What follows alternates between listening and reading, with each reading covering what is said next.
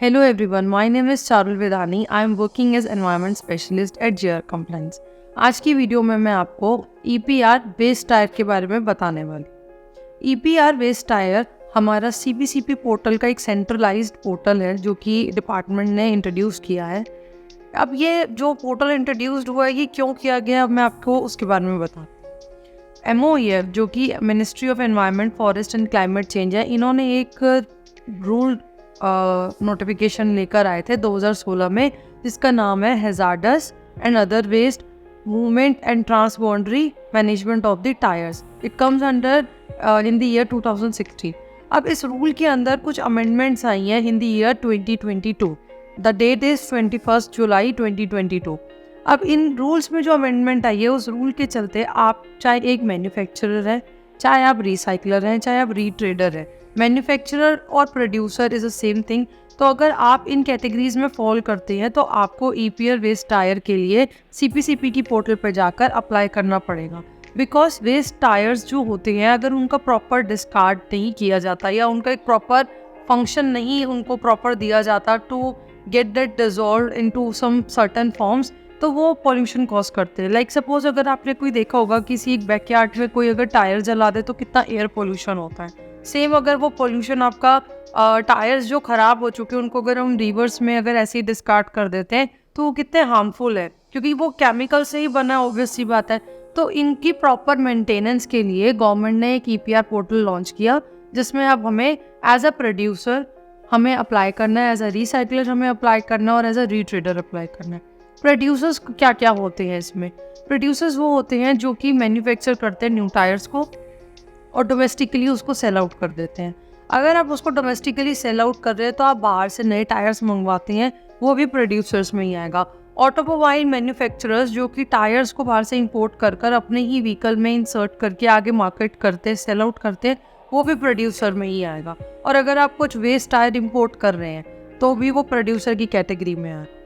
Recyclers की category में वो लोग आएंगे, वो आइडेंटिटीज आएंगी जो कि एक प्रॉपर प्रोसेस और एक एक्शन में इन्वॉल्व है to convert this waste tyre into some useful environmental sustainability product. Like for example reclaimed rubber, crumb rubber bitumen, pyrolysis oil और char and removed carbon black. तो ये सारी कैटेगरीज आपकी आती हैं रिसाइकलर्स के अंदर। अब रीट्रेडर्स वो होते हैं जो वेस्ट टायर्स को रीट्रेड करते हैं, यानी पैसा कमाते हैं उन जो टायर रीयूज हो चुके हैं उनको दोबारा से आगे बेचने का, और वो रीट्रेडिंग करते हैं उस मटेरियल की।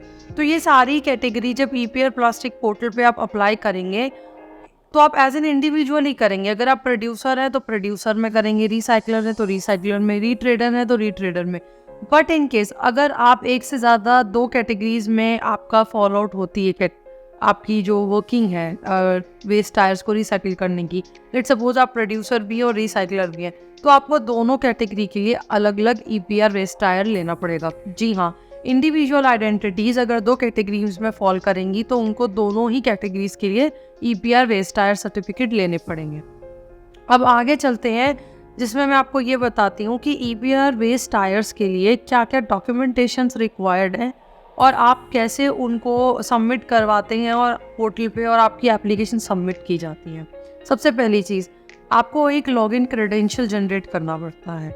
लॉगिन क्रेडेंशियल जनरेट करने के बाद आपको जैसे ही आपका अकाउंट एक्टिव हो जाता है तो आपको विदिन 30 डेज़ अपने अकाउंट में सारी एप्लीकेशन डॉक्यूमेंट्स प्रॉपर तरीके से एक जो हायरार्की है डॉक्यूमेंटेशन की उसमें आपको सबमिट करनी पड़ती है, ताकि आपकी जो एप्लीकेशन है वो डीएक्टिवेट ना हो जाए।